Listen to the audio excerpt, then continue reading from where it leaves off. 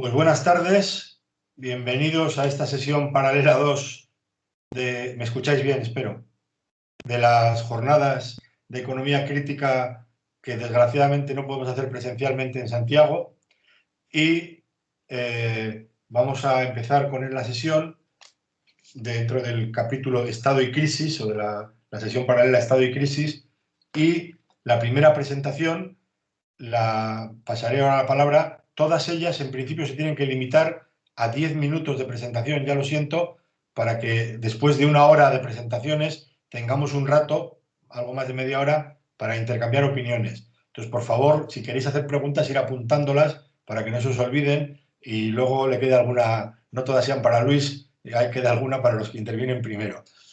Entonces, sin más, voy a dar la palabra a la primera comunicación o ponencia, depende la jerga que utilicemos, pero al fin y al cabo una presentación que se hace en esta sesión del Congreso y que en este caso Eduardo Garzón Espinosa nos va a presentar el vínculo entre la deuda privada y el superávit público en la economía, en economías con déficit por cuenta corriente, en el caso concreto de España, y es una comunicación que él mismo nos dirá, pero está presentada con otras 3 personas más.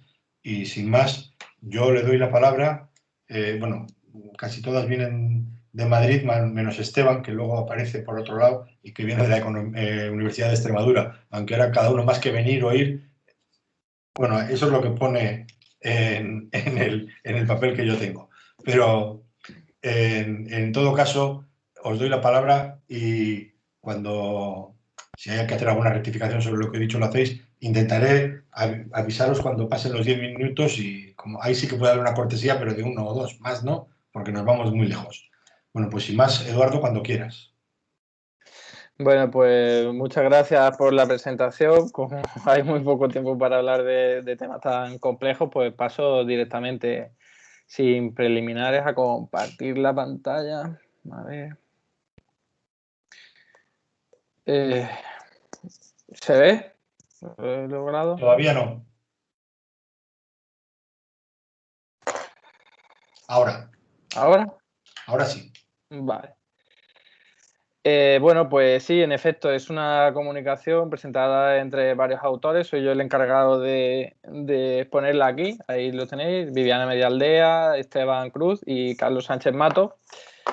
Y nada, pues voy a ir al grano por el tema del tiempo, ¿no? Esto es una investigación que se inscribe dentro de lo que es mi tesis doctoral, pero que se materializa en un caso particular, que es el de España. Consiste en verificar desde un punto de vista bastante heterodoxo, que ahora trataré de explicar y de resumir, el vínculo entre la deuda privada y el superávit público en determinadas circunstancias, que suelen ser las de una economía que habitualmente registra déficit por cuenta corriente y que al mismo tiempo se encuentra, precisamente por esas 3 características, de tener superávit público por un lado, déficit por cuenta corriente, y al mismo tiempo tener una deuda privada elevada, se encuentra normalmente en una situación de burbuja de crédito, ¿no? Entonces, bueno, ¿por qué surge esa investigación?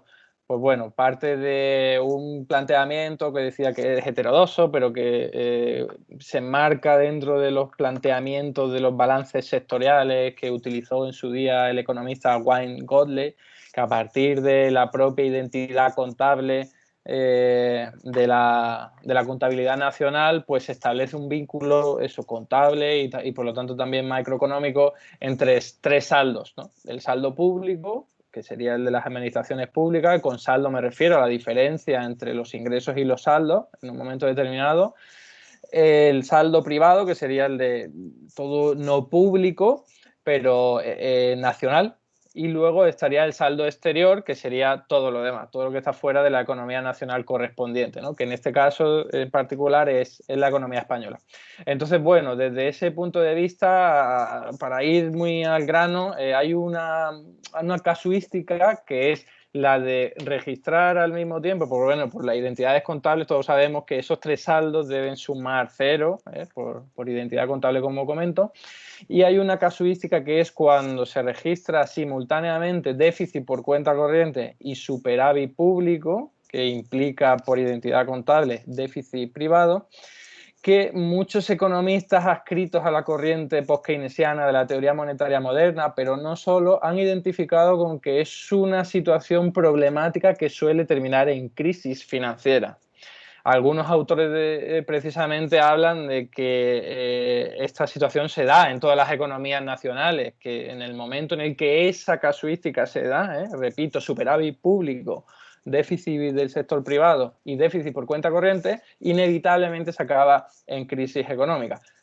Financiera, económica y financiera. Sin embargo, aunque tienen un componente o un razonamiento teórico bastante sólido, no ofrecen demasiada evidencia empírica y de ahí surge este tipo de investigaciones, ¿no? Pero en este caso es solo para la economía española, que se torna un ejemplo bastante paradigmático y bastante visible de esta situación. Ya sabemos que la economía española normalmente registra déficit por cuenta corriente y al mismo tiempo déficit público, y que en los apenas 30 últimos años, incluso 40, vemos como solo ha registrado superávit público en 3 años, 2005, 2006 y 2007. De ahí que por identidad contable eso revele un déficit privado bastante importante debido a la burbuja inmobiliaria que experimentó nuestra economía, la economía española, pues hace muy palpable que podamos investigar esta situación, al menos con el caso de la economía española, ¿no? Entonces, bueno, solo es que me queda la mitad del tiempo, voy a ir más rápido, pero bueno, la introducción era lo más importante porque una vez entendido por qué se realiza esta investigación, ya podemos pasar un poco a la metodología, resultados y conclusiones. El método es el que he dicho, que consiste en identificar esos 3 saldos, que es unos planteamientos teóricos, como decía, elaborados o propuestos por Weingold, que luego han tenido sus ramificaciones en modelos de flujo stock consistentes, pero aquí lo que nos importa es que hay unos principios post-keynesianos que guían ese razonamiento, porque al fin y al cabo estamos hablando simplemente de una identidad contable, pero detrás hay algo que es, si un saldo, bueno, hay muchas cosas, pero lo que nos interesa ahora es que si hay un sector que tiene un saldo negativo, por identidad contable, por consistencia entre flujo y esto, también va a estar incrementando su pasivo financiero o va a estar viendo disminuir sus activos financieros netos. Con lo cual, pero suele ser un aumento de los pasivos financieros, con lo cual se estaría hablando de un, bueno, pues eso, ¿no? De un apalancamiento en ese sector en particular. Cuando nosotros nos ponemos a hablar de esa casuística concreta, que sería, repito, superávit público, déficit por cuenta corriente y por lo tanto identidad contable sería déficit privado, uno se da cuenta de que eso tiene que ser insostenible, o al menos eso es lo que se podría intuir desde planteamientos que podríamos incluso apoyarnos en Minsky, ¿no? O sea, un sector privado apalancado todos los años y además normalmente cada vez más debido a los ciclos de las burbujas, es absolutamente insostenible y eso es lo que explica que se acabe en una crisis financiera. La aportación de este trabajo en términos teóricos es que aunque los autores que ahí estoy mencionando en la diapositiva hacen hincapié en que es el superávit público lo que de alguna u otra forma acabaría provocando la crisis en esa circunstancia de saldo macroeconómico que he comentado, yo creo y nosotros creemos que le falta algo, que le falta la incorporación de esa, o que sea más explícita en la explicación, la incorporación de la burbuja de crédito, ¿no? Que sería una situación en la que intentaré resumir con este diagrama, al haber un aumento de la concesión de créditos bancarios que permite estimular un mayor consumo, mayor inversión y por lo tanto también una mayor actividad económica, un crecimiento del Producto Interior Bruto, que si esto tiene que ver con una burbuja inmobiliaria, se corresponde también en mayores precios de los activos que se utilizan como colateral para utilizar nuevos créditos, un círculo virtuoso, vicioso, depende de cómo se mire, pero que en cualquier caso lo que aquí nos interesa es que a partir de esa generación de dinero o concesión de créditos bancarios, que lo que hace es incrementar la oferta monetaria a partir de una naturaleza endógena, vemos cómo hay mayor actividad económica que redunda en más ingresos públicos, simplemente porque los ingresos públicos pues acaban determinándose por los niveles de actividad económica, y por otro lado, menos gastos públicos, ya que hay menos prestaciones por desempleo y otro tipo de estabilizadores automáticos del gasto. Con lo cual, eso es lo que acabaría explicando que el saldo privado, en contraprestación o en comparación con el saldo público, se acabe deteriorando y al mismo tiempo el saldo público mejorando. Ese sería el armazón teórico que en nuestra opinión le falta a los economistas que había mencionado. Entonces, claro, y voy terminando ya, porque veo que me queda no mucho tiempo, o sea, voy al menos aterrizando. En el caso concreto de la economía española, que todos sabemos qué tipo de burbuja de crédito inmobiliaria ha tenido, vemos como esa multiplicación del crédito, ahí tenéis los datos, no quiero ahondar en ello, permite que el déficit del saldo privado, del sector privado, pues sea cada vez mayor, y eso es lo que explica que el saldo público pueda obtener una mejor posición, ¿no? en términos netos, ¿no? Por supuesto, también hay otro saldo que se ve afectado, que es el externo, y que evidentemente pues esa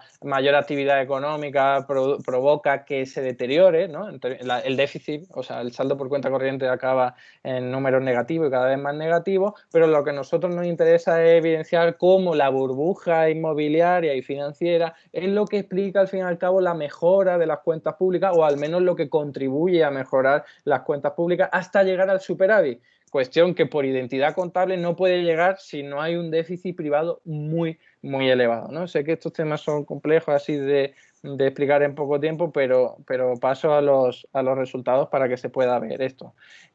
Cuando uno va a ver qué ha ocurrido con los gastos y los ingresos públicos de la economía española, del Estado, durante esta época, se da cuenta de que a pesar de un incremento muy exagerado del Producto Interior Bruto, lo que explica el superávit es un aumento de los ingresos, ni siquiera una reducción de los gastos, que también los hubo de manera intencionada por la entrada de España en la Unión Europea, en la eurozona concretamente, pero la clave es entender que es el auge, la explosión de los ingresos públicos derivados de la burbuja financiera, ¿no?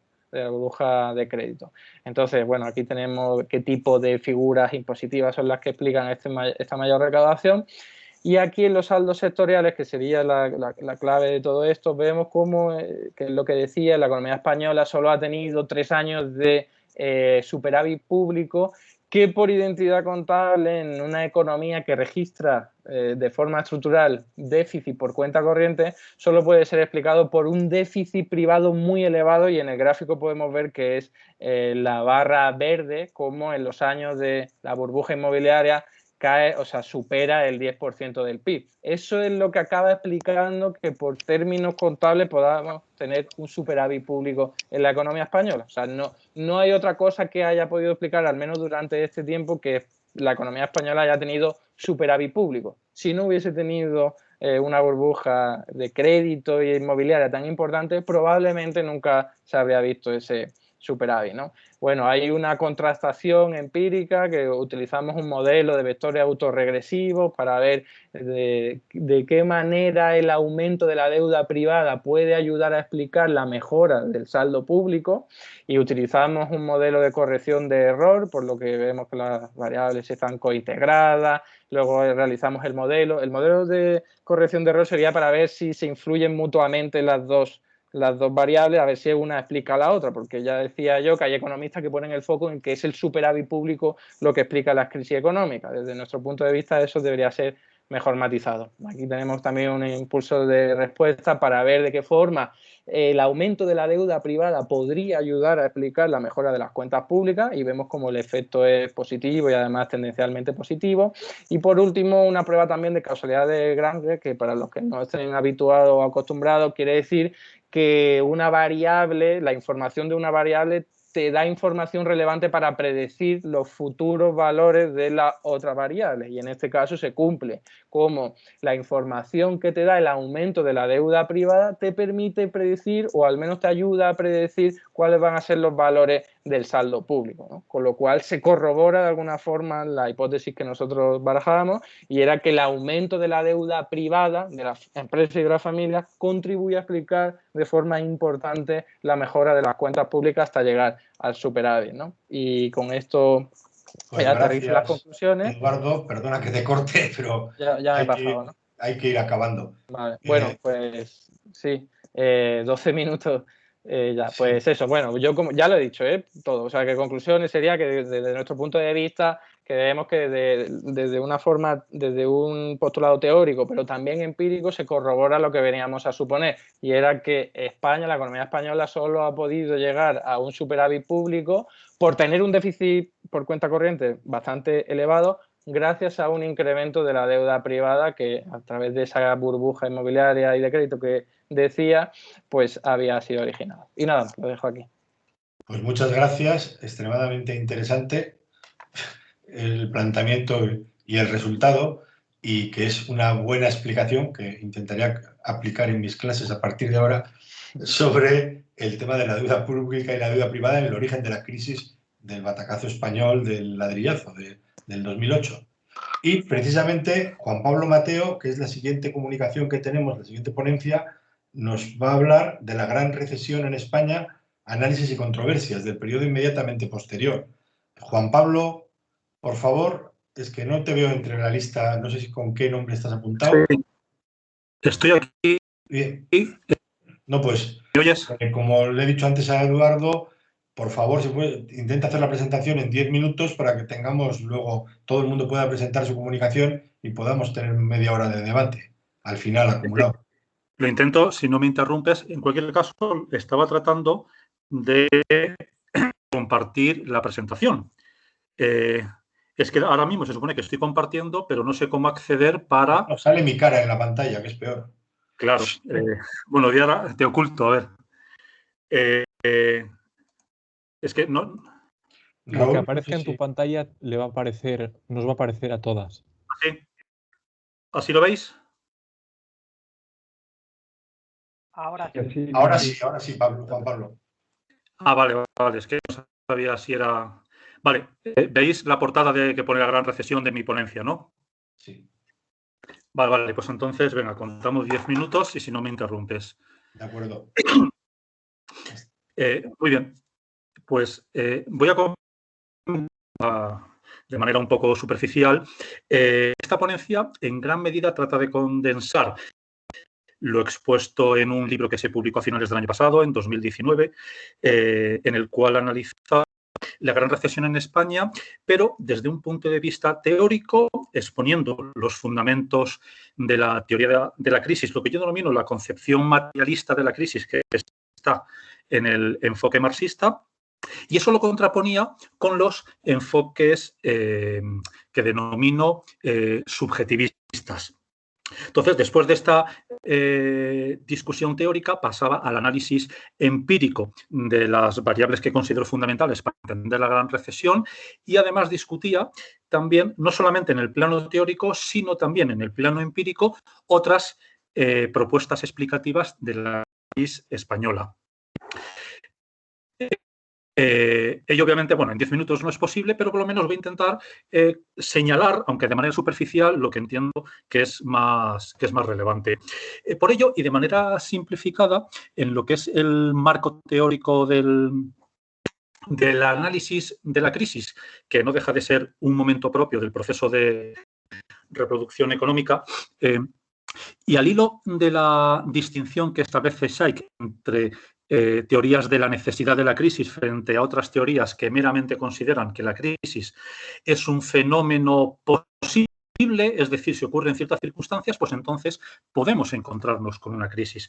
El fundamento de ello creo que debe ser la perspectiva materialista o el materialismo histórico aplicado al análisis económico frente a una serie de concepciones que yo denomino subjetivas o subjetivistas, en las cuales el conjunto de explicaciones de la crisis, en última instancia, al margen de que se centren en un fallo de mercado, en un fenómeno de los precios o lo que sea, mi argumento,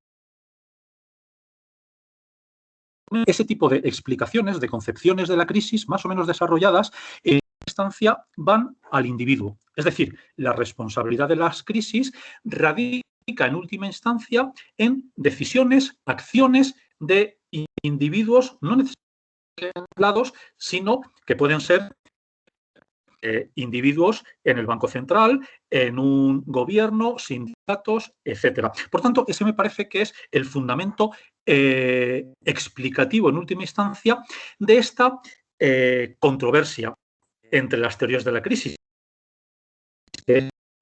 Es más, hacer una línea de separación en el pensamiento económico entre las concepciones teóricas que siguen la propuesta materialista y, en concreto, para el análisis de la crisis, y aquellas otras concepciones cuyo fundamento, en última instancia, radica en el subjetivismo propio de las decisiones, acciones de los individuos, aunque incorporen más o menos conflictividad en la dinámica económica, pero es así como analizan la crisis. Por eso, la perspectiva que defiendo del materialismo histórico, del enfoque marxista, se caracteriza por una concepción holística, sistémica, estructural, en la cual se destacan una serie de factores endógenos propios del funcionamiento de la economía. Y una separación que hay que hacer, y me parece esencial, es entre causas esenciales y factores desencadenantes de la crisis. Mientras que las teorías subjetivistas se limitan a los factores desencadenantes para construir diferentes explicaciones de por qué ocurrió esta crisis o por qué ocurrió la otra, en el enfoque marxista la idea es ver la relación entre contenido y forma. La causa esencial, en función de aspectos de la coyuntura, puede asumir formas diferentes. Por eso la crisis manifiesta de formas diferentes, pero hay un denominador común, y es la generación de excedente, que es el elemento fundamental de la producción capitalista. Ese problema localizado en la esfera de la producción de excedente es lo que puede, ya digo, manifestarse de diferentes formas, considerando elementos temporales, porque las finanzas pueden retrasar en el tiempo la emergencia de las controversias, en términos sociales, capital-trabajo, incluso en términos geográficos. Entonces, esta es una separación fundamental en el cual me baso en análisis. Rebajando un poco el nivel de abstracción en la exposición, lo que trato de incorporar es, dentro de este marco abstracto, ver cuáles son las particularidades de la economía española. Y un elemento esencial es, por supuesto, el desarrollo de las fuerzas productivas que se materializa en la capacidad de generar excedente, y en el marco de la eurozona hay que considerar la inserción periférica que tiene España en la eurozona. ¿Ello qué implicaciones tiene? Como pueden aquí ver, el considerar el euro, que es especialmente apreciada para nuestro desarrollo productivo, y los tipos de interés, puesto que tienen un elemento que denomino, a lo mejor un poco correctamente, que tienen un carácter un poco exógeno. Eso nos va a conferir ciertos rasgos de economías semiperiféricas que van a condicionar ciertas distorsiones del modelo de acumulación de capital, porque ello va a tener una implicación sobre la estructura económica en cuanto a actividades transables, no transables, y en concreto, en el caso de la burbuja de la vivienda, la burbuja especulativa de la economía española, la cuestión que nos encontramos es que tuvimos una fase de crecimiento muy importante, pero con la particularidad de que tuvo un carácter extensivo. Es decir, no fue tanto por un cambio tecnológico ahorrador de trabajo, ¿no? En términos abstractos, enuncia Marx la emergencia de la crisis, sino por estas particularidades de la economía española, por esa burbuja de activos que no es independiente de problemas subyacentes en la capacidad de generación de excedente. Lo que nos encontramos es que la tasa de acumulación, siendo muy en tanto se materializa en ciertas actividades no transables en muchos casos y digamos que trabajo intensivas, pues no eleva el ratio capital-trabajo. Por lo tanto, la particularidad es que no se incrementa esa composición técnica del capital y nos da lugar a una dinámica de acumulación en la cual nos encontramos con la paradoja de un estancamiento del ratio capital-producto, capital-trabajo, perdón, a pesar de la elevada tasa de acumulación de capital, estancamiento de la productividad, mayor inflación relativa que nuestros vecinos de más al norte de Europa, y ello obviamente explica el patrón distributivo del ingreso, el estancamiento salarial. Y además, otro elemento es el endeudamiento. Endeudamiento que no es independiente, por supuesto, del lugar que ocupa el capitalismo español en el marco de la eurozona, los problemas subyacentes de la generación de excedente y, por supuesto, que el tipo de interés también haya estado en niveles muy, muy reducidos. Por tanto, ¿qué elemento esencial trato de señalar? Que son estas particularidades de la economía española, la forma, la que genera distintas explicaciones de la crisis que parten analíticamente lo que para el marxismo es el punto de llegada. Por tanto, nos encontramos con una pléyade de factores de las finanzas, de la distribución del ingreso, de la política económica, como si fueran la esencia, la causa en última instancia de la crisis, cuando en verdad constituyen formas de manifestación de las contradicciones propias del capitalismo español. Muy rápidamente, aquí señalo dos cálculos que realmente llama la atención que en otros planteamientos teóricos ni siquiera los consideren. Veamos cómo la tasa de beneficio extraordinariamente desde el año 95 hasta el final de la crisis. Es más, si vamos a la mitad de los años 70, vemos que en esos momentos la tasa de beneficio todavía era superior. Además, si tomamos la masa de beneficio, el excedente neto de explotación de los sectores que consideramos, excluyendo esos pocos que pueden ver ustedes abajo a la izquierda, y con la contabilidad trimestral, podemos ver que el máximo del volumen de excedente generado en la economía española se produce en el año 2003. Después, ahí se produce primero una cierta, lo cual es curioso porque la masa de excedente debería aumentar conforme avanza el proceso de acumulación de capital. Pero aquí nos encontramos que en 2003 ya empiezan los problemas, la caída de la masa de beneficios. Solamente se recuperará a partir de 2014. Disculpa, en un análisis Pablo, temporal, viendo... Un par de minutos, ¿eh? ¿Cuánto? Un par de minutos. Un par de minutos, vale. Aquí podemos ver cómo, habiendo sido en primer lugar en el año 2003, cuando la masa de beneficio de excedente empieza a disminuir, es a partir de finales de 2006 cuando la inversión, la masa de inversión del ámbito residencial, como ven aquí en negrita, último trimestre del año 2006, alcanza un máximo. Después, a lo largo del año 2007, equipo, otras construcciones y al final toda la inversión. Por tanto, aquí lo que trato de rescatar es la causalidad fundamental que va de la generación de excedente, un proceso objetivo como es la generación de excedente, y eso es lo que explica la inversión, teniendo en cuenta las particularidades de las diferentes modalidades de la inversión, habida cuenta de que la inversión, primero residencial y luego en otras construcciones, ha tenido una relevancia importante en la economía española. Aquí simplemente, hago un repaso de otras explicaciones de la crisis en el cual, después de haber hecho un estudio de casi todo, gran parte de lo que se ha publicado, podemos ver cómo otras explicaciones de la crisis aluden a ciertos desequilibrios, la acción del Estado, aspectos subjetivos aplicados a las finanzas para explicar la crisis, los ortodoxos que dicen que las rigideces del mercado laboral elevaron los salarios nominales, calculan de una forma particular los costes laborales unitarios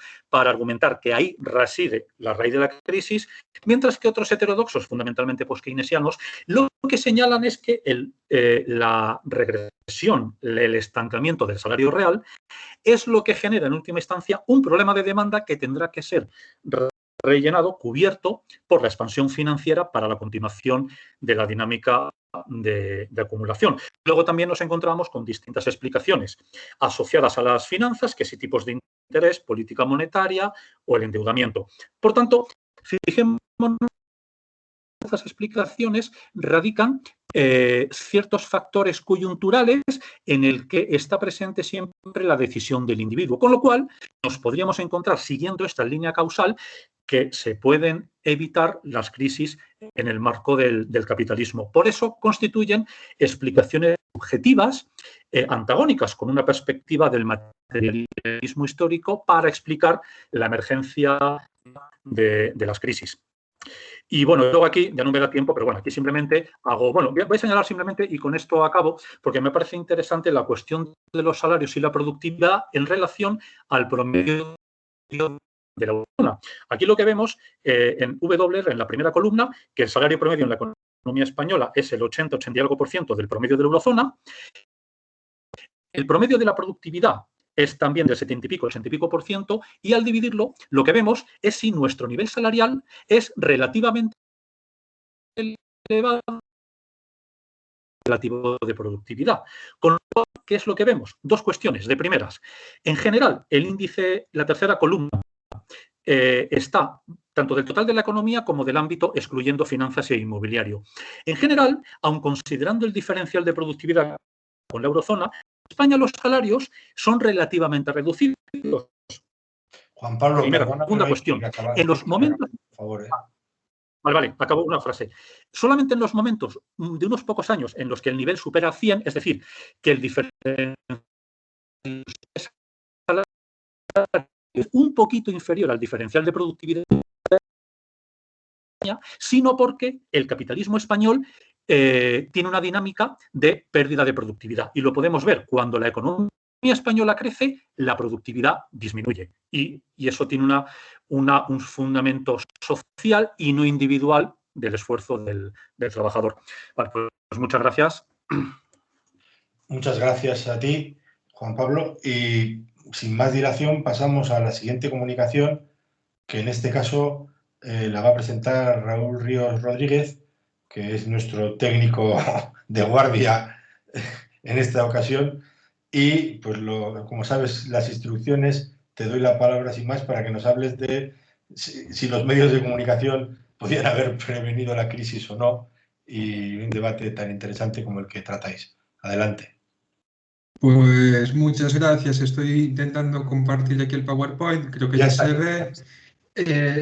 Es una comunicación que engancha muy bien con la de Juan Pablo y, de hecho, ya le agradezco su intervención porque me evita tener que dedicarle tiempo a ciertas cosas de las que habló él. Tiene mucho que ver. Bien, esta comunicación que presento junto con Adrián Dios Vicente, el otro técnico de comunicación que está aquí en estas jornadas, y con Edelmiro López Iglesias, también de la Universidad de Santiago, lleva por título, efectivamente, ¿pueden los medios de comunicación contribuir a prevenir las crisis económicas alertando de los riesgos que la originan?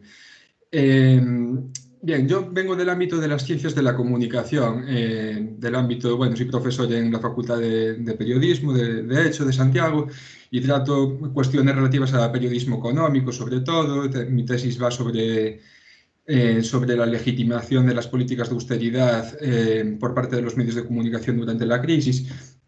Y bien, esta comunicación parte del debate que se dio inmediatamente después de la crisis de 2008 sobre el papel desarrollado por los medios de comunicación en la etapa previa. Una serie de investigaciones publicadas en aquel momento estudiaban el tipo de cobertura de la economía que hicieron los medios durante esos años de la burbuja y concluían criticando que los medios, a pesar de haber evidencias, como algunas de las que mostró Juan Pablo, a pesar de haber evidencias que permitían saber que estábamos en una situación peligrosa y que podíamos estar abocados a una crisis, no avisaron de esos peligros, ¿no? Y en estas comunicaciones, en este tipo de investigaciones, está en el aire, aunque no se trata directamente, la idea de que si los medios hubiesen avisado de los riesgos existentes en la economía, hubiesen avisado de la burbuja, de los derivados financieros, de todos los peligros que existían, factores de inestabilidad, los medios podrían haber contribuido a evitar la crisis, a impedir eso de alguna manera. Bien, entonces nosotros lo que hicimos es preguntarnos cómo podrían los medios haber incidido en la dinámica económica y si esa incidencia podría haber contribuido sustancialmente a evitar una crisis económica, ¿no?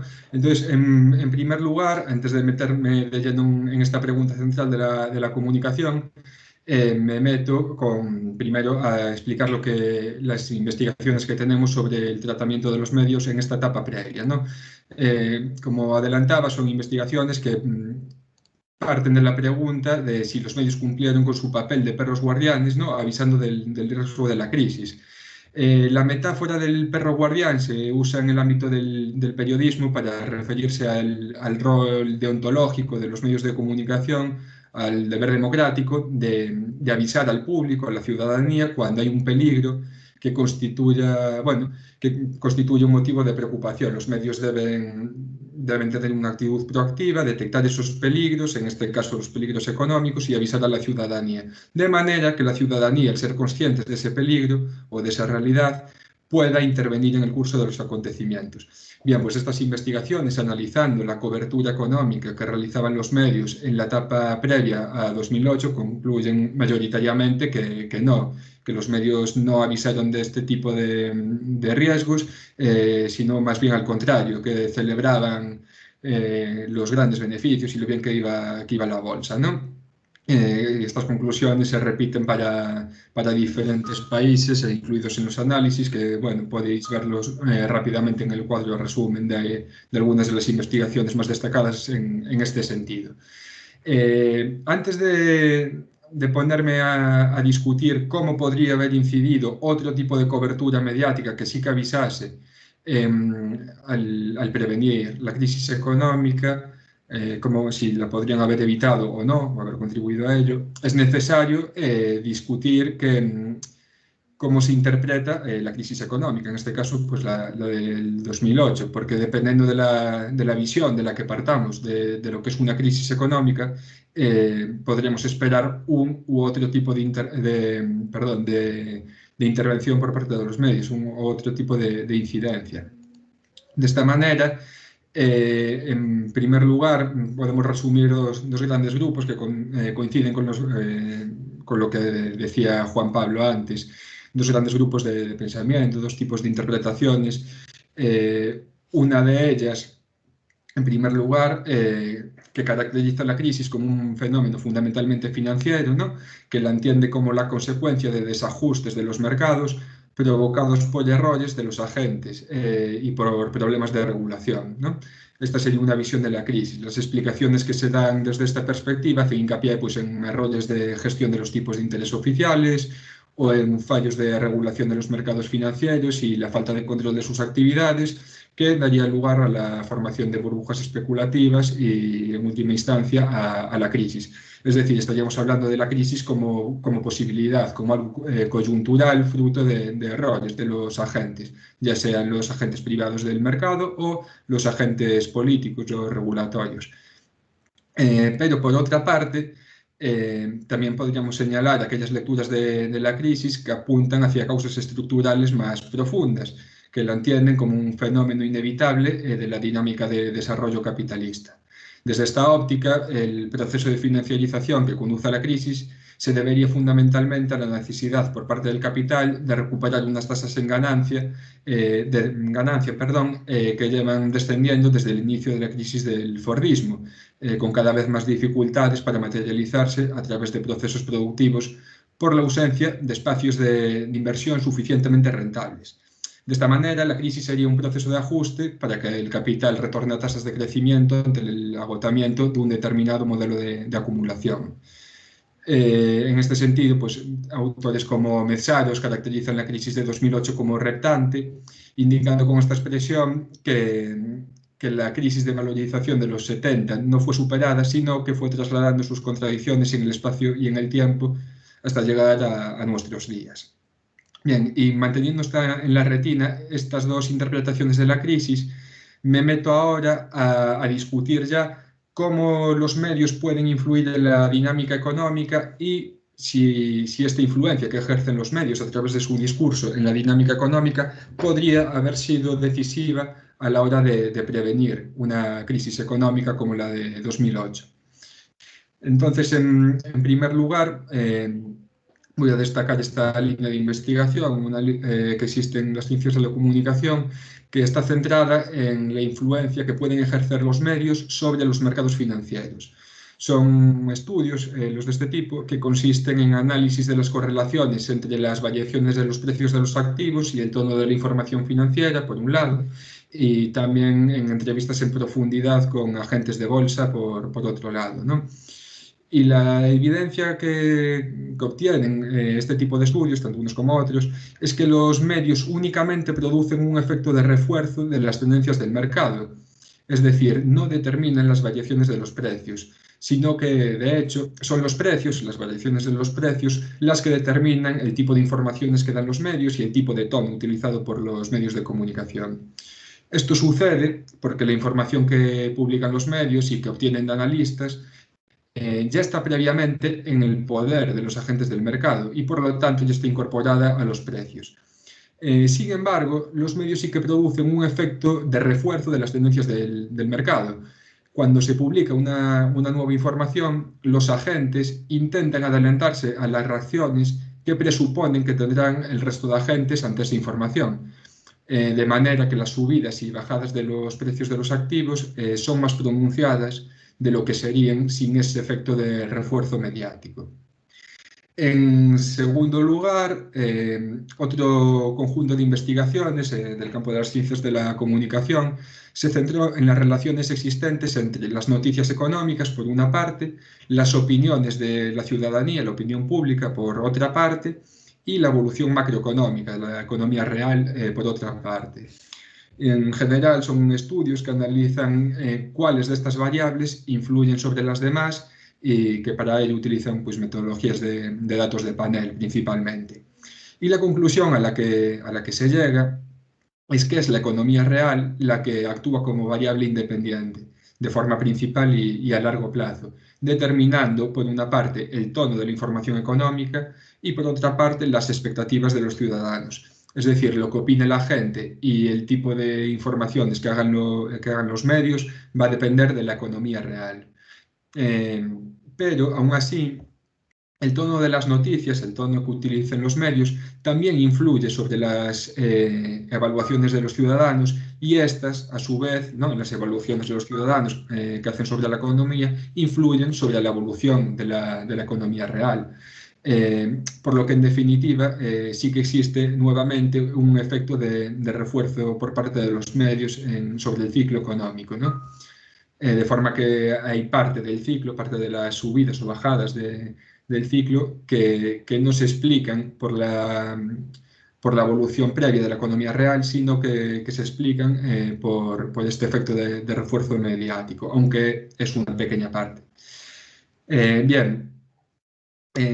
Vistas estas dos líneas que existen en el campo de las ciencias de la comunicación que hablan de este efecto de refuerzo, podríamos ya anticipar una respuesta, ¿no? A la pregunta central de si los medios pueden influir en la economía hasta el punto de tener una crisis.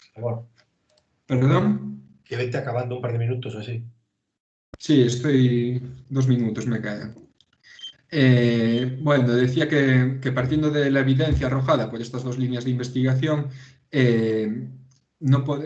esta evidencia nos lleva a pensar que los medios no habrían podido incidir en las decisiones de los agentes privados de forma suficiente para prevenir la crisis, aunque informasen de los riesgos existentes en la etapa previa. Estas decisiones, los agentes privados, dependen fundamentalmente de los precios y de los principales indicadores económicos. Pero hay una última vía a través de la que los medios pueden influir en la economía, que es influyendo en la política económica. Voy a resumir esto porque me quedo sin tiempo, pero bueno, está muy probado en el campo de las ciencias de la comunicación que los medios tienen la capacidad, por una parte, de influir en la agenda pública y en la agenda política. Cuanto más se trata un tema por parte de los medios, más importancia le dedicará al público y los agentes políticos a ese tema. Y también está muy probado y muy estudiado que también son capaces de enmarcar los temas de forma que se sugiere una definición de los mismos y una propuesta de solución, una forma de actuar política ante los mismos, lo que también influye en las expectativas de la ciudadanía, ¿no? En lo que reclama la ciudadanía y en lo que hacen las fuerzas políticas. Bien, partiendo de esta evidencia en las ciencias de la comunicación, podemos responder de dos formas a si los medios pueden prevenir la crisis y hasta qué punto. Si entendemos la crisis como el producto de disfunciones correctas de los agentes privados motivados por fallos regulatorios, podemos pensar que sí, que los medios podrían haber incidido sustancialmente a la hora de prevenir la crisis, ¿no?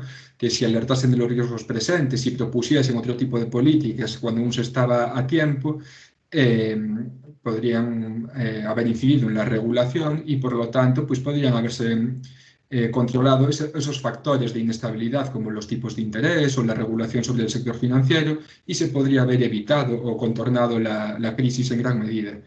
Sin embargo, si partimos de la visión económica heterodoxa, que entiende la crisis como un fenómeno estructural cuyo origen se encuentra en la tendencia decreciente de la tasa de ganancia, la capacidad de los medios para evitarla sería muy limitada. Y el motivo sería que ni los medios de comunicación ni las propias instituciones públicas disponían de fórmulas políticas que permitiesen garantizar tasas de rentabilidad suficientes para mantener un crecimiento económico sostenido sin recurrir a la financiarización. Ya como conclusión, simplemente remarcar esa idea, que si bien los estudios critican, yo creo que con razón, que los medios no hayan sido capaces de avisar antes de la crisis de los riesgos económicos existentes que finalmente se revelaron como detonantes inmediatos de la misma. Si bien estas críticas pues, están fundamentadas, tampoco se puede asumir que otro tipo de cobertura mediática que sí que alertase de esos riesgos hubiese sido capaz de contribuir a evitar la crisis económica. Cuando se trata de una crisis estructural del capitalismo, pues la cuestión es mucho más compleja. Pues muchas gracias, Raúl, por tu interesante presentación ahora y también por tu asistencia técnica a todos y cada uno de los que estamos participando aquí, que junto a otro de los firmantes de la ponencia, Adrián, nos estáis dando generosamente en estas jornadas. Y ahora le doy la palabra a Esteban Cruz Hidalgo, que nos va a hablar sobre la paradoja de los beneficios. Concretamente, la comunicación se llama Gasto público, impuestos y bonos en una economía capitalista, a vuelta con la paradoja de los beneficios. Sin más, te paso la palabra a Esteban Cruz. Buenas tardes, gracias Pachi por la presentación. ¿Veis ya mi pantalla? Sí, se ve ya. La vemos pequeña, así, mejor. Vale. Ahora se ve perfectamente. Vale, gracias por la presentación. Voy a pasar directamente a la comunicación.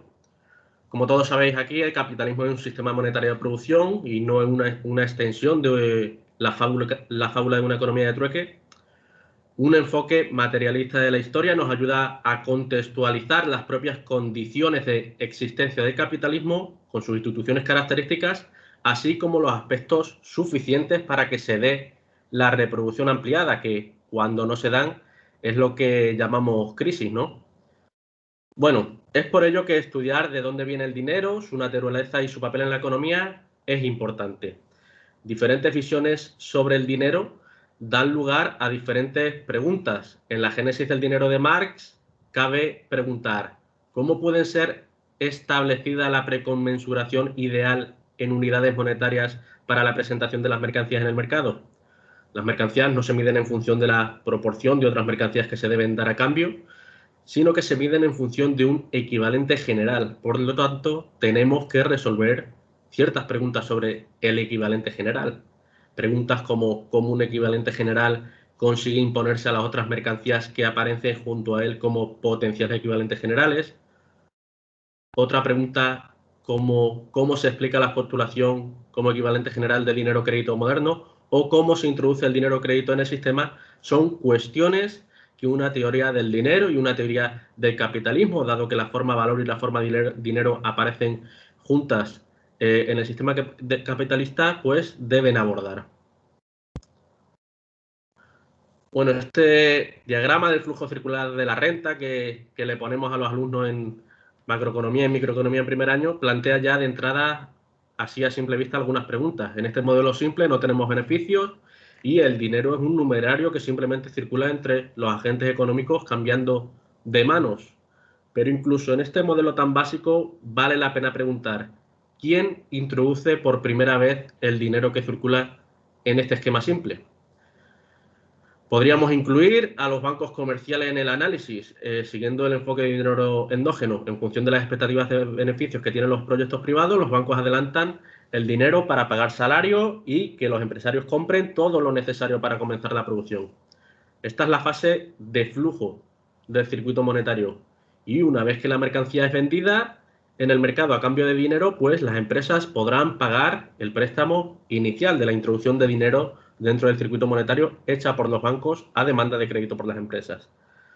El reembolso de este préstamo es la fase de flujo, pero aún así, en este modelo las empresas no pueden todavía tener beneficios, ni siquiera podemos responder a de dónde sale el dinero necesario para pagar los intereses de los préstamos que dan comienzo a la producción.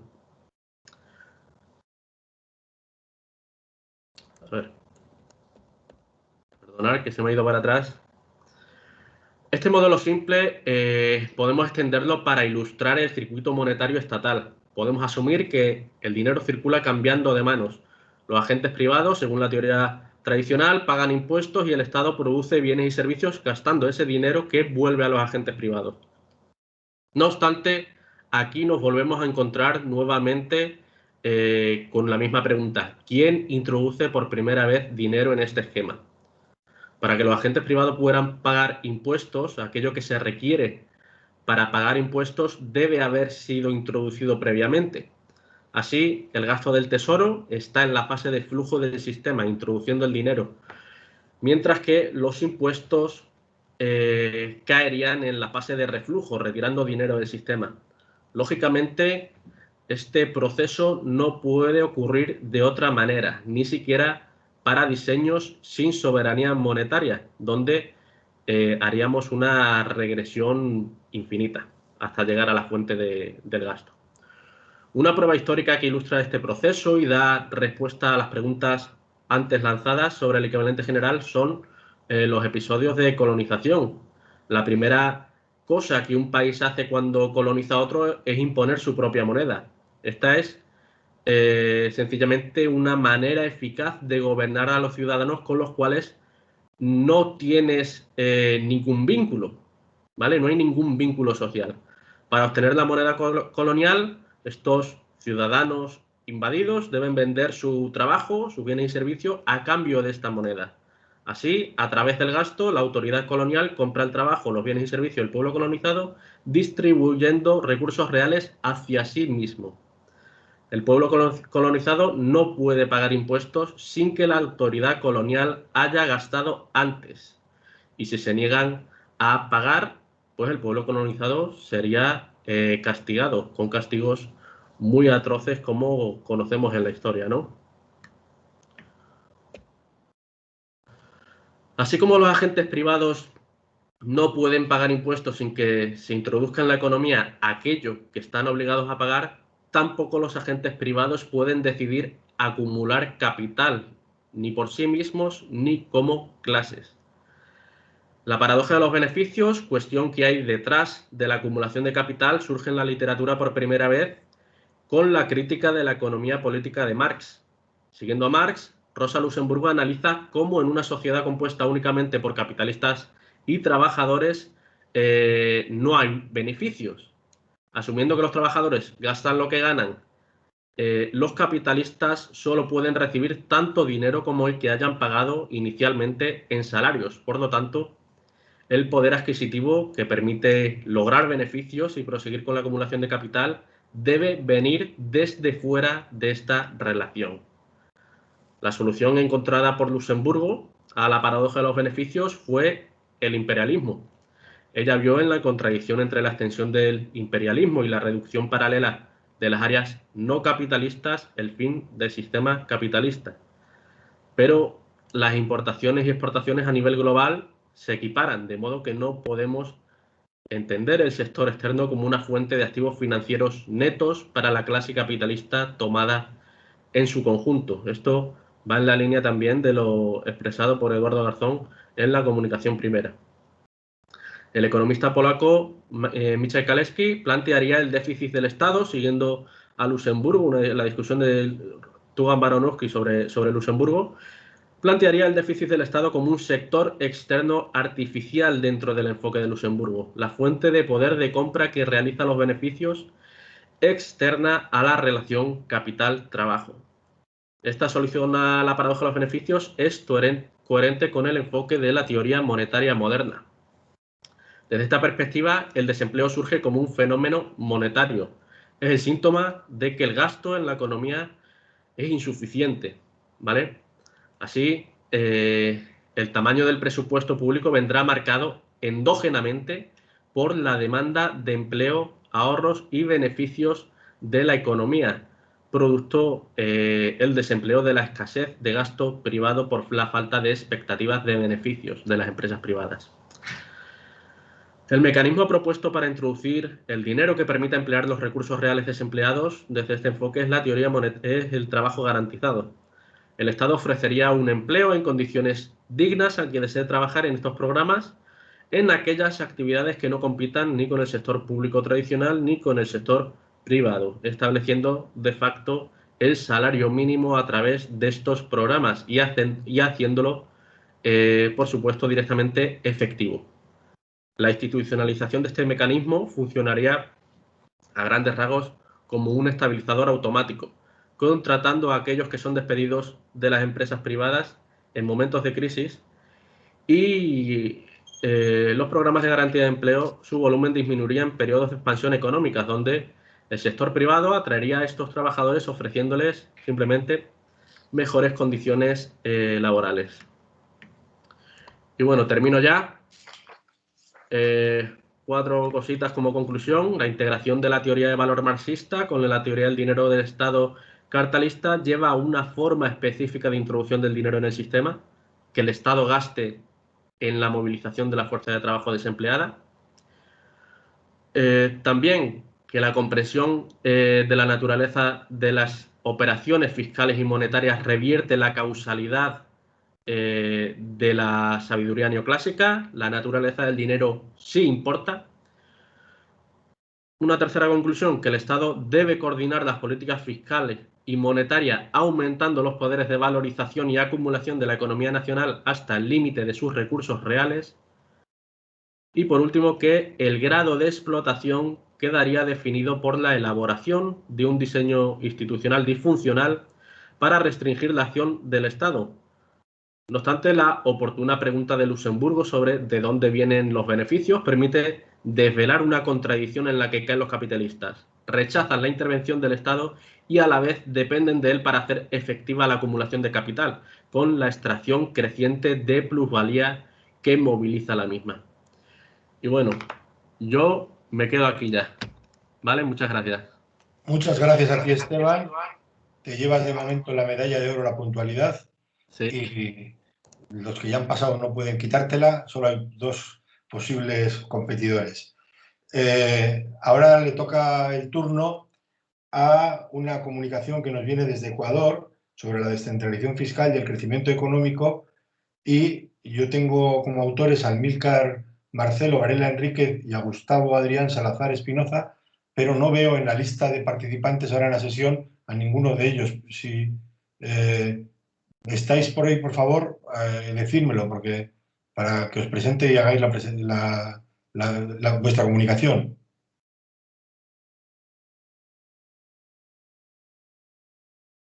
Raúl, ¿puedes comprobar tú lo que yo no veo, que no está ninguno de los dos?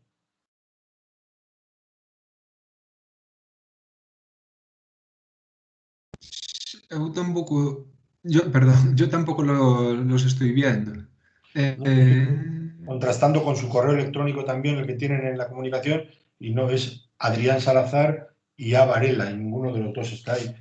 Pues el retraso que llevábamos acumulado va a quedar restado en Ecuador, y entonces paso la palabra a la última comunicación que tenemos para la sesión de hoy, que es el enfoque de las estructuras sociales de acumulación y el modelo sueco, que nos viene ahora de la mano desde León, creo, desde León, España, de parte de Luis Buendía. Bien, ¿se me oye? Un poco más alto, por favor. ¿Me oyes mejor ahora? Mejor. Vale, bien, gracias Pachi.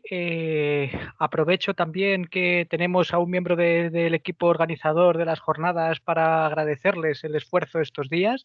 Se ve que estáis haciendo un trabajo magnífico, así que muchas gracias.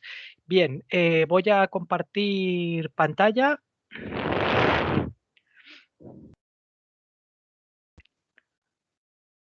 Vale. ¿Estáis viendo ya la ponencia? Sí, ahora la vemos en modo edición. ¿Cómo? Bueno, está bien. A ver. Abajo. Sí, sí. Así mejor. Es que justo está el cartelito ahí en medio. Vale. Ahí.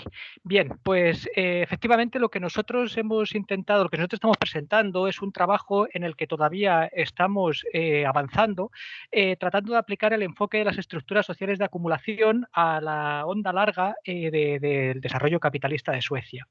Mi coautor es Pedro Rey Araujo, es profesor en la Universidad de Da Coruña y yo estoy en la Universidad de León. Él es el que sabe bien sobre la teoría de las estructuras sociales de acumulación y bueno, pues coincidimos pues trabajando sobre España y convinimos en que era interesante aplicar este mismo esquema teórico al caso sueco. Bien, por si alguien no lo conociera, la teoría de las estructuras sociales de acumulación surge a principios de los 80 a partir de la economía política radical, pues bueno, sobre todo en medios anglosajones, Estados Unidos, Reino Unido, con la idea de explicar esa sucesión de periodos de estabilidad con periodos de crisis. La idea era ofrecer una periodización interna al capitalismo atendiendo al marco institucional, ¿no? Es lo que daría lugar a la explicación de las distintas ondas largas dentro de cada economía. Es un marco analítico que tiene influencias de los institucionalistas, de los economistas de la escuela keynesiana, ¿no? Y de la escuela marxista. Vamos a ir directos al caso sueco. Porque bueno, pues vamos muy justos de tiempo.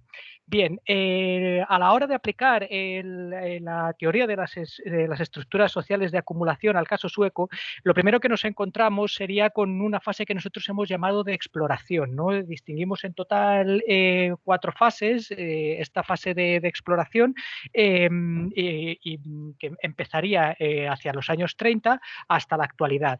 Entonces, en esta fase de exploración lo que nos encontramos es que todavía es pronto para hablar de que se haya formado una estructura, pues una estructura estable, ¿no? Una estructura social de acumulación. Pero sí que es verdad que nos encontramos con los primeros hitos institucionales que van a dar lugar a la formación de esa estructura más tarde, ¿no? Aquí destaca la llegada en 1932 al poder del Partido Socialdemócrata Sueco, que ya después no abandonará el poder durante los 44 años siguientes. Destaca también en 1938 lo que algunos autores como Walter Korpi han llamado el compromiso histórico, que no es más que un acuerdo de concertación entre capital y trabajo, ¿no? Por el que el trabajo le reconoce a las empresas, los sindicatos, el principal sindicato le reconoce a la patronal el monopolio de decisión sobre los medios de producción a cambio de que la patronal pues, accede a reconocer algo tan básico como el derecho a huelga que mediante estrategias de lockout estaba siendo de algún modo pisoteado, ¿no? Ese acuerdo, los acuerdos del acuerdo de Saltsjöbaden, que se llama, da forma al marco que regulará las relaciones laborales a partir de entonces. En 1944 hay otro hito institucional que es la elaboración del programa de posguerra, pero aquí es interesante mencionarlo solo por lo que no llegó a ser. Es un programa en el que se intenta introducir mecanismos de planificación fuerte en la economía, pero el rechazo de la patronal hace que finalmente se deje a un lado de la patronal y de los partidos de derecha. Bien, la cuestión es que estos hitos institucionales dan forma a un modelo concreto que en la literatura se ha venido llamando modelo sueco, no porque sea modélico, sino simplemente porque es un patrón concreto. Y sienta las bases, como ponemos ponemos ahí de la futura expansión. Aquí ya sí que empezamos a hablar propiamente de la estructura social de acumulación del propio modelo sueco, ¿no? Entre 1950 y 1976 nosotros definimos esa estructura social de acumulación como una estructura satisfactoria, sería esa fase de expansión donde conviven altas tasas de crecimiento económico y de acumulación con unos niveles elevados de cooperación capital-trabajo. Suecia fue hasta los años 40 el país de la OCDE donde más huelgas y cierres patronales había. Eso se reduce a raíz de esos acuerdos que hemos mencionado anteriormente. Tiene lugar una activa participación por parte del Estado en la actividad económica y se introducen unos niveles de regulación muy elevados también en el ámbito financiero, de manera que los intereses de la banca, por ejemplo, quedan supeditados a lo que el gobierno considera que deben ser los intereses de la industria, ¿no? Y se adopta ese modelo, el denominado modelo Rehn-Meitner, que simplemente es una norma reguladora del ámbito laboral, ¿no? A partir de la cual aquellas empresas que tienen una productividad muy baja no van a poder permitirse pagar los salarios de los trabajadores, lo que favorecería la renovación de la industria hacia aquellas que sí tienen una productividad más elevada, hacia aquellas empresas, perdón, que sí tienen una productividad más elevada y que por lo tanto son capaces de pagar salarios más elevados. Pero esto supone otra cuestión adicional y es que los salarios de esos trabajadores de empresas con productividades más elevadas no van a crecer tanto como podrían crecer si no existiera esto, que no deja de ser un mecanismo a través del cual los sindicatos reducen las diferencias salariales dentro del mercado de trabajo, ¿no? Entonces, en este periodo nos encontramos, bueno, pues dentro de los tres ámbitos explicativos típicos de las estructuras sociales de acumulación, unas relaciones capital-trabajo en las que las negociaciones están muy centralizadas y se trata de evitar que haya presiones inflacionistas que procedan de incrementos salariales. Existen políticas activas para conseguir el pleno empleo y se aplica la denominada política de solidaridad para comprimir la distribución salarial, que es lo que acabo de contar, que surge a raíz del modelo Rehn-Meitner. Con respecto a la acumulación de capital, nos encontramos con importantes incentivos fiscales a la inversión privada y con un papel muy activo por parte del sector público. Y además ese sector público lo que hace es fomentar todo el rato la expansión continuada de la demanda agregada.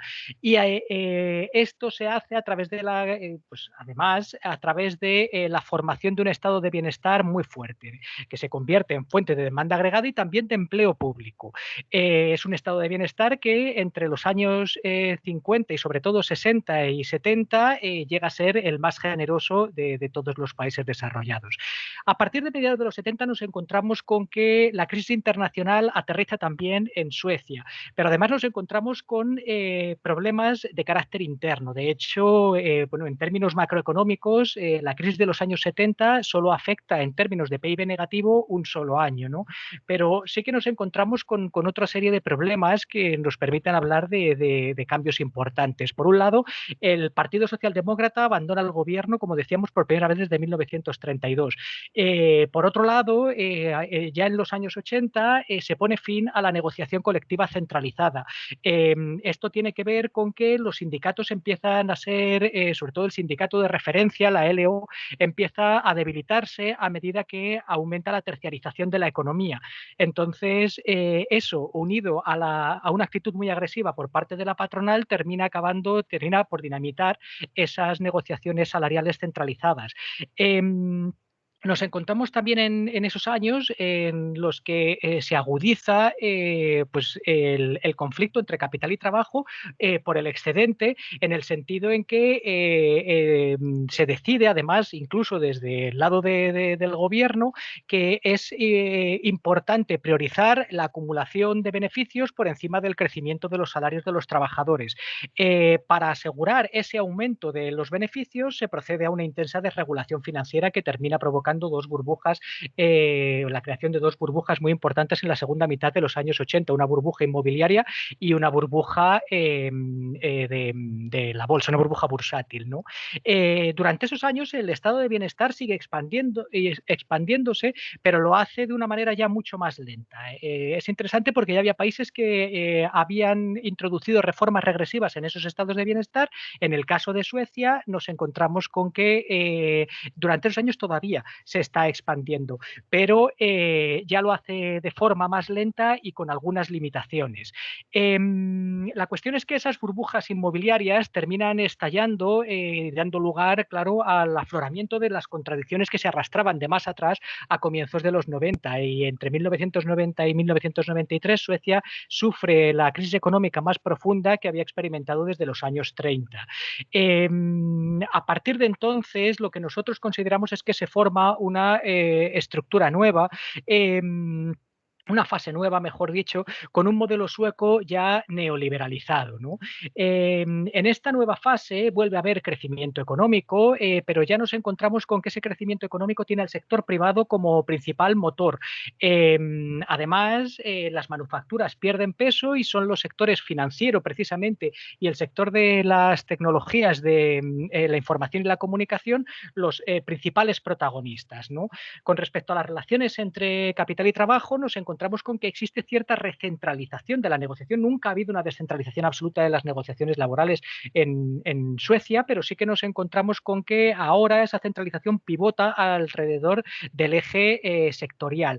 El sector exportador vuelve a ser líder salarial y nos encontramos con que hay mayor dispersión salarial de la que existía en lo que habíamos denominado la edad de oro del capitalismo sueco o del modelo sueco. Y con respecto al estado de bienestar nos encontramos con cambios incluso más profundos. Aquí ya sí que se acaba su expansión, Suecia acomete los años 90, afronta los años 90 con una destrucción de empleo público que es enorme, ¿no? Se aplican medidas de consolidación fiscal y nos encontramos con elementos Mientras te lo piensas, te recuerdo que te queda un minutito así. Vale, gracias. Elementos de financiarización en la vivienda y en las pensiones, sobre todo. Esta es la última, Pachi. Bien, entonces, estos elementos nuevos, estas novedades, nos permiten hablar de la existencia de un nuevo modelo sueco. Nos encontramos a la hora de responder a esta pregunta con, claro, dos grupos de elementos. Por un lado, hay similitudes con esa época dorada anterior, ¿no? La dispersión salarial, pues sobre todo en comparación con los países de su entorno, sigue siendo limitada, pero es mucho mayor que la existente en aquella época. De ahí que sí que podamos considerar que sigue acotada en comparación internacional. El sector exportador sigue marcando la pauta salarial. La negociación colectiva no es descentralizada, pero ya no es tan centralizada como lo era antes, pero bueno, sigue sin ser descentralizada y sigue existiendo un estado de bienestar con capacidad redistributiva. Lo que pasa es que nos encontramos con esas diferencias que mencionábamos. Por un lado, la principal fuente de demanda procede del sector privado, el sector público pasa a tener un papel subalterno. Por otro lado, la clase trabajadora se encuentra altamente fragmentada, las tasas de sindicalización bajan, nos encontramos con que ya no hay un sindicato hegemónico, nos encontramos también con elementos de financiarización, que era lo que señalaba antes, dentro que afectan al propio estado de bienestar sueco, a la vivienda y a las pensiones, y nos encontramos con presiones inflacionistas, nos encontramos con que existe desempleo en unos niveles que no habían existido en aquella época dorada y que tiene que ver con que desde los años 90 se explicita que el objetivo de la política económica, el objetivo primordial es el control de la inflación y no el del pleno empleo. Y eso es todo. Hasta ahí nuestra investigación. Muchas gracias. Muchas gracias a ti, Luis, por la presentación. Y con la fortuna de que han sido 5 presentaciones y no 6, sobrevivo como presentador con media hora para el debate. Y ya ganador absoluto en las presentaciones por la puntualidad, Esteban, y os ruego que le imitéis en las intervenciones que hagáis a partir de ahora, porque hay media hora y entonces pues levantar la mano para intervenir si hay varias manos levantadas, pues veremos a quién le damos la palabra primero, pero eso es lo que os pido. Tenemos media hora para intercambiar opiniones, hacer preguntas, pero en todo caso os ruego brevedad.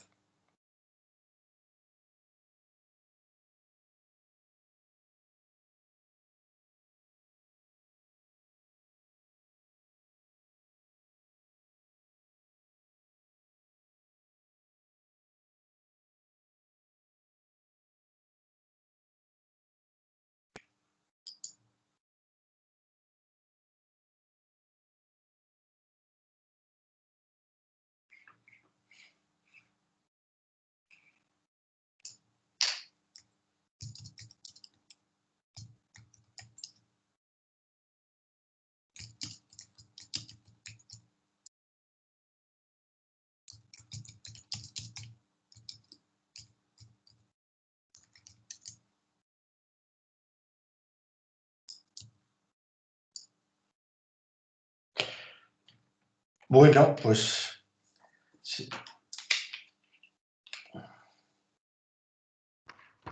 Pachi. Hay una palabra por ahí pedida. He levantado la mano. Como soy el único, pues me voy a interviene. animar. No obstante, es un tema que, bueno, que ya es recurrente desde León, que le quería preguntar a Esteban por su comunicación.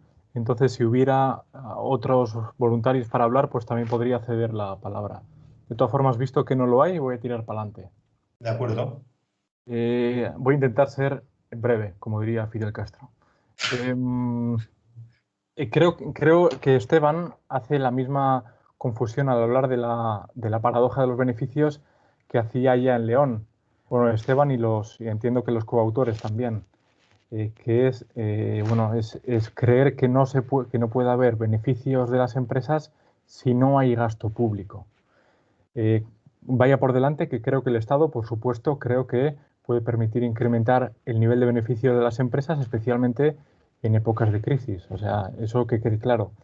Pero si estoy en lo cierto, Esteban y coautores dirían que si el gasto público no es deficitario, incluso si es superavitario, si la balanza exterior no es superavitaria, sino que es deficitaria, si los hogares no incrementan en términos netos su nivel de deuda, sino que se desapalancan, en ese caso técnicamente afirmaría Esteban que no puede haber beneficios monetarios.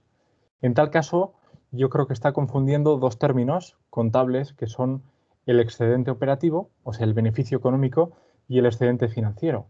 El excedente financiero sería ingresos menos gastos, o de forma más detallada, variación de activos financieros menos variación de pasivos financieros. Si es cero, las empresas habrían gastado tanto como han ingresado, pero el beneficio económico no es ingresos menos gastos, sino ingresos menos costes de producción. Y no todos los gastos son costes de producción. Por lo tanto, con una cantidad dada de dinero, más allá de que el Estado luego vaya a hacer un déficit o no, es posible la realización de beneficios monetarios. Y no lo digo yo, lo dicen autores postkeynesianos cercanos a su campo, como son Lavoie, Renault y otros que utilizan el modelo de stock flow.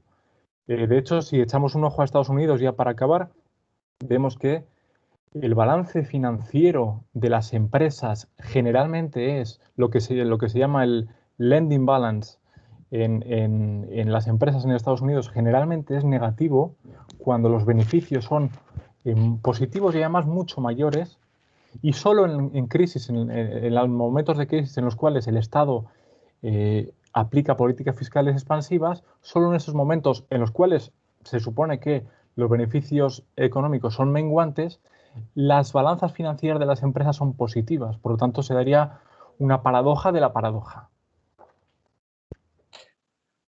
Bueno, pues por alusiones directas, Esteban. Bueno, ¿qué tal, Juan? Te voy a contestar lo mismo que te contesté en León. Progresamos adecuadamente. Evidentemente, puede haber beneficios en el periodo actual si no tienes en cuenta el endeudamiento a largo plazo. Si tú no tienes en cuenta el endeudamiento a largo plazo, claro que hay beneficios en el periodo actual. No lo estás contando los pasivos. Simplemente, si tú encadenas algunos ejercicios donde hay un endeudamiento. Lo máximo que yo sé que los autores post-keynesianos y marxistas han llegado a decir sobre este tema es que no es sostenible y que en muy pocos periodos colapsa, ¿vale? Es lo que yo conozco del tema y lo que conozco también de los modelos Stock Flow. Bueno, no vamos a prolongar el debate, lo dejamos para las siguientes jornadas de economía crítica que podremos celebrar en directo, espero, y a poder ser con marisco y estas cosas que hubiéramos podido tener en Santiago, pero si hay alguna otra palabra, intervención, Eduardo, por favor.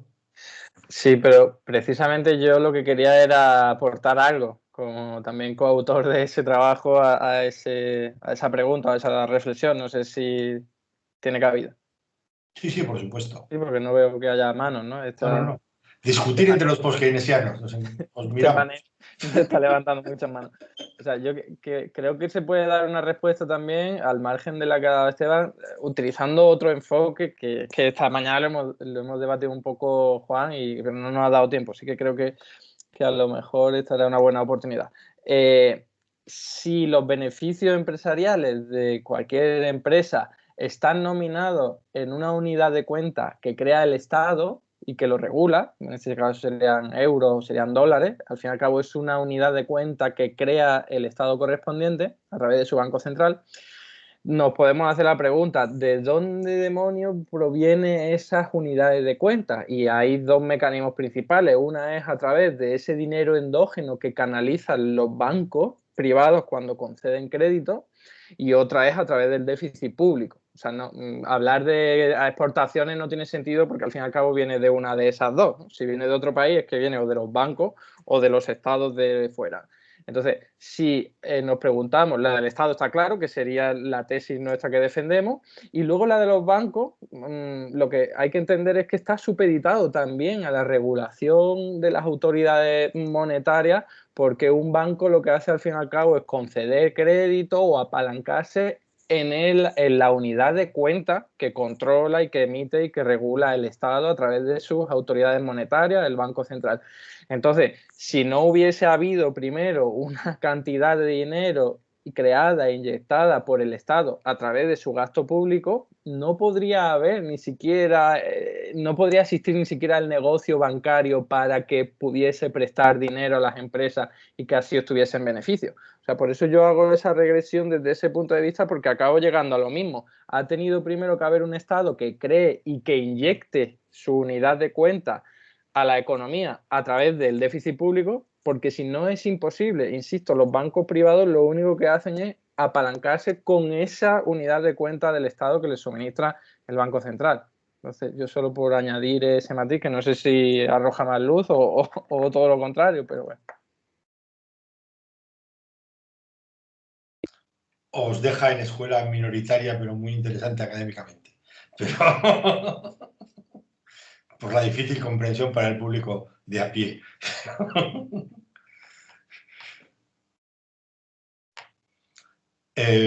Como moderador, me veo obligado a no dar la palabra a Juan, aunque sea colega mío en la Facultad de Económicas de Bilbao, y preguntar a ver si hay más intervenciones. Si no, os dejo el canal abierto, pero también podéis hacer una comunicación por WhatsApp luego.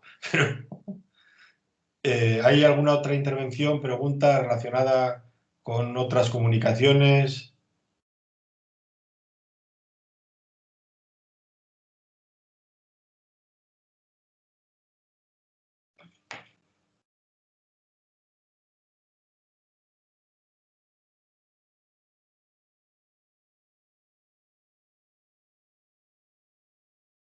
Pues no sé. Juan, si quieres una mínima respuesta. Me da pena porque es monopolizar el debate en torno a una cuestión, pero es que no hay más cuestiones. Simplemente, bueno, estoy de acuerdo con Eduardo en que el dinero tiene que ser inyectado de una forma. La trampa estaría en pensar que beneficio económico significa tener más dinero que antes. Entonces el dinero puede rotar de mano en mano una vez inyectado, generando beneficios en todas las empresas y a condición de que las empresas lo volvieran a gastar, por ejemplo, en el consumo de esos accionistas o en futura reinversión, pues a cambio de eso se permitiría el beneficio del conjunto de empresas, solo a cambio de eso. Pero no haría falta inyecciones recurrentes de dinero. Pero de nuevo me da un poco vergüenza acaparar el tema.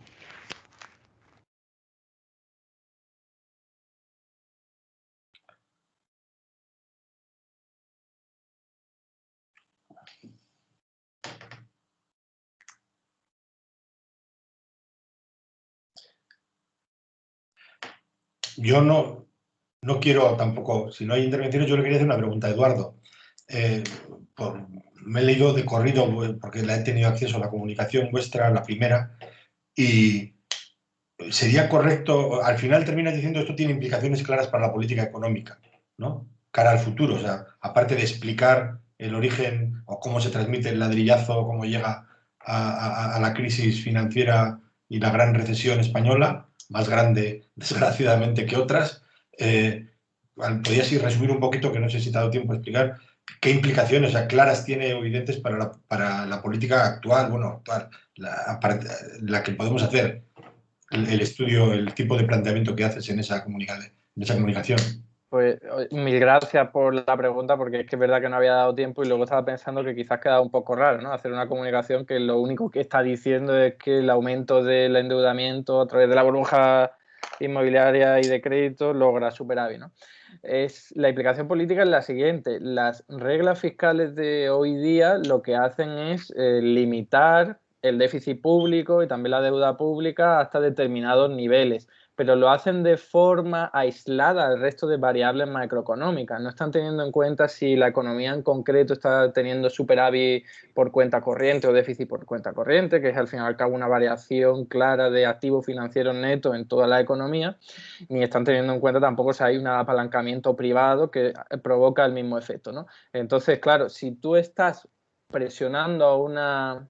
Y estoy hablando solo de un límite de nivel de déficit público que a lo mejor es el 3% del PIB, como las reglas del Pacto de Estabilidad en la Unión Europea, pero es que han ido mucho más lejos y en el último memorándum firmado por el Estado griego se le obliga a tener superávit fiscal primario hasta el año 2042, o sea que es una bestialidad. Entonces, si tú vas a obligar o a presionar o a instar a un Estado a que tenga superávit público sin arreglar primero su cuenta corriente, entonces lo que estás haciendo es una de dos cosas, o llegar a un callejón sin salida, porque no se puede, en términos contables, por identidad contable, no se puede, o la segunda, que sería estás empujando a la familia y a las empresas a endeudarse porque esa es la única forma y por lo tanto a cometer un proceso de apalancamiento privado que normalmente es arriesgado y peligroso y que acaba en crisis financiera, porque no hay ninguna otra posibilidad de que tú mantengas déficit por cuenta corriente y superávit público. Por lo tanto, eso, ahí es donde se quiere llegar con esta investigación, a decir, oye, si vas a obligar o a instar a un Estado a tener superávit público, ten en cuenta primero qué le ocurre con los otros dos saldos. Si tienes déficit por cuenta corriente, entonces es complicado. De ahí una derivación política que pueda haber que encaja con lo ortodoxo, ¿no? Sería, oye, primero consígueme superávit por cuenta corriente. Y de ahí viene explicado también porque hay ese proceso de evaluación interna, ¿no?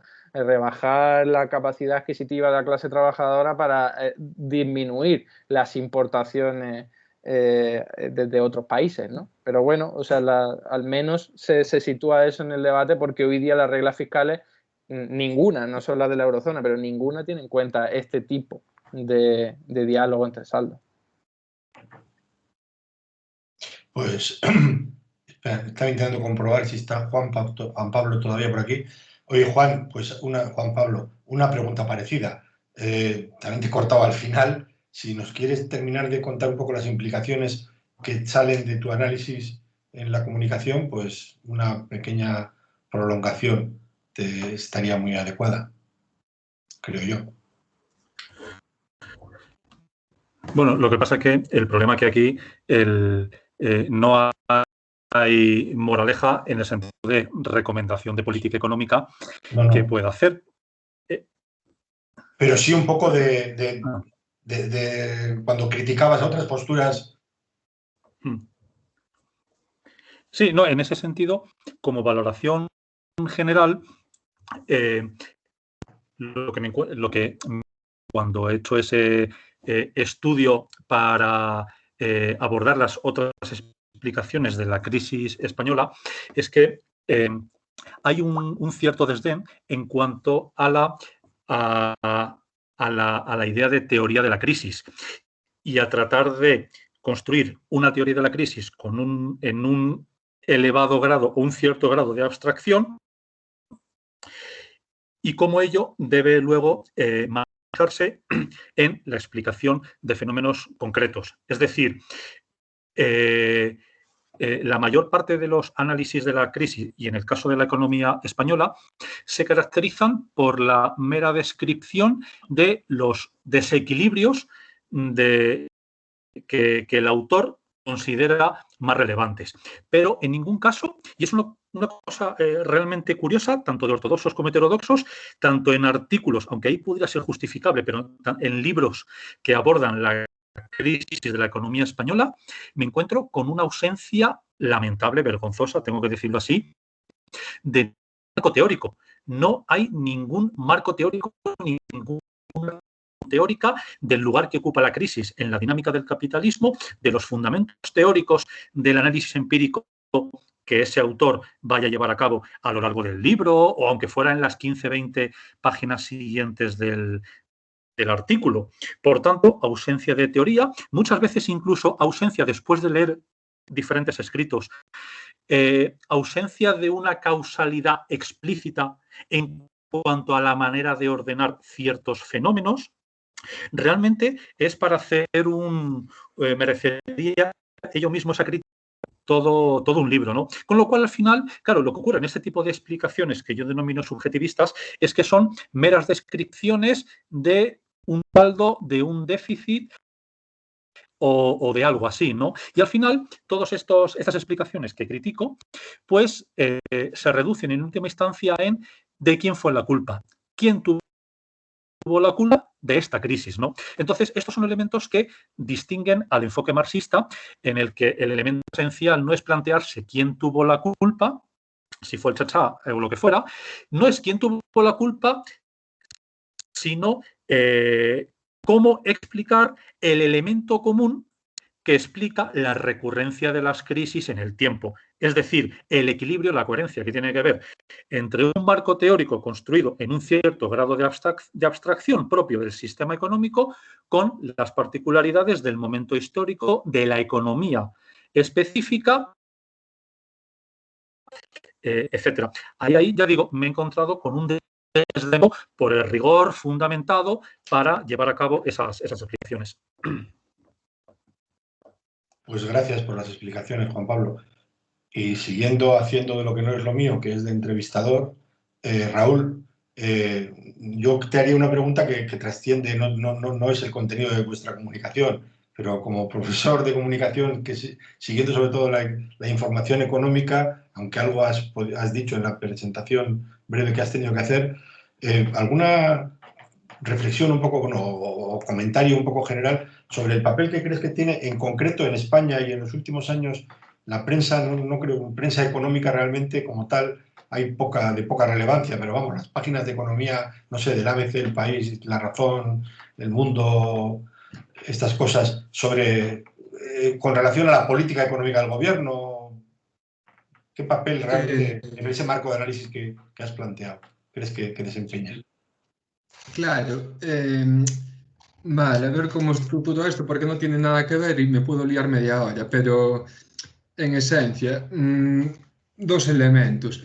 Por una parte, siempre se caracteriza la información económica, el periodismo económico, como un tipo, bueno, una especialización periodística que tiene características diferentes al periodismo generalista o a otras áreas de especialización. En ese sentido, una de las características que lo identifican es que es una información elitista. Elitista en el sentido de que se dirige a una audiencia de élite las fuentes informativas utilizadas son fuentes de élite, no es el ciudadano de la calle, de un partido político minoritario, sino que van a ser élites, élites tanto del ámbito económico como político, las principales fuentes de información, las principales audiencias y entonces esto hace que no es una información que, bueno, que lea el público general y que influya al público general de forma directa. Sin embargo, ¿qué sucede? Que este tipo de información también determina otro tipo de periodismo, el periodismo generalista, pues pequeños artículos de opinión, noticias de otro tipo, declaraciones políticas de otro tipo, que sí que se van a colar en el tipo de información que consume el ciudadano medio. Y entonces, de esa manera, sí que las premisas ideológicas, ¿no? que están contenidas en ese tipo de informaciones acaban llegando a la sociedad, acaban siendo normalizadas y acaban, bueno, condicionando el pensamiento político, ¿no? de política económica, en este caso, de la opinión pública. Lo que sucede es que no es tanto, es decir, la prensa sí que cumple un papel legitimador de las políticas económicas y ¿no? a la hora de que la ciudadanía las acepte, pero, por ejemplo, y atrás saqué un artículo sobre esto. No es que la prensa sea el actor principal que coja y diga, bueno, voy a legitimar ese tipo de política económica que a mí me interesa como prensa, sino que al final lo que acaban haciendo los medios, el mainstream mediático, es de correa de transmisión del poder político, el poder político y económico, pero fundamentalmente político, en tema de discurso público. Yo en la investigación esta que digo que publiqué hace poco, comparaba una relación entre las fuentes, el tipo de fuentes informativas que se usaba en cada momento y el tipo de discurso que daba la prensa en ese momento a lo largo de la crisis, desde el 2008 hasta el 2015. Efectivamente, se da una correspondencia de función de política económica en cada momento. Era el discurso colectivo de política económica el que reproducía esa, es decir, sacando las informaciones a partir de fuentes elitistas, en este caso, principalmente del gobierno de turno.